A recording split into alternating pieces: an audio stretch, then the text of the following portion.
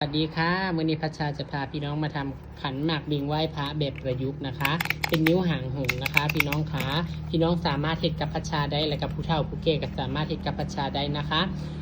อันนี้พัชชาเข้ามาได้สักพักแล้วนะคะพี่น้องขาจะได้ประมาณแบบนี้นะคะนิ้วที่เห็นคือนิ้วหางหงส์ค่ะกลีบที่เราใช้ตอนนี้เอาเห็นเขาขาคอยบริแนมเบื้องหน้ากล้องพี่น้องยื่นออกไปแนมกลีบที่พัชชาใช้อยู่ตอนนี้คือกลีบโบราณนะคะพี่น้องขานี่ครับเย็บลงไปทั้งหมด4 ทิศ 4 ทางนะคะ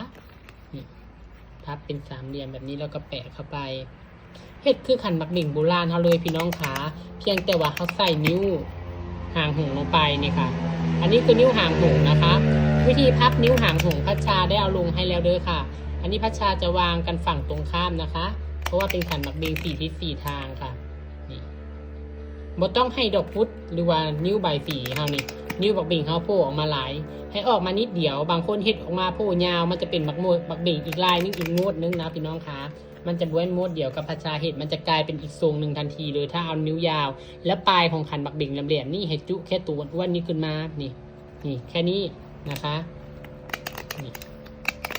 เวลายิบไล่ลงมาข้างล่างค่ะพี่น้องคะ1 2นี่วางฝั่งตรงข้ามหรือไม่ฝั่งตรงข้ามก็แล้วแต่เวลาเย็บลงมาไล่ลงมาข้างล่างนี่ค่ะเห็ดง่ายๆเลยเนาะพี่น้องเนาะนี่พอแล้วพี่น้องคะ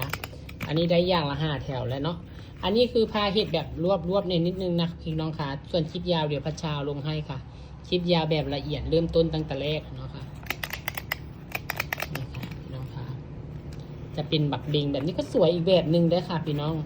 เป็นบักบิงนิ้วหางหงนะคะคล้ายๆนิ้วโบราณแต่จะมีลูกเล่นตรงข้างล่างนี่บ่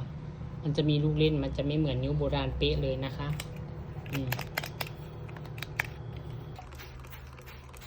ตอนนี้ก็เสร็จเรียบร้อยแล้วพี่น้องขาเป็นยังไงเจ้าคะสวยงามบ่คะพี่น้องขา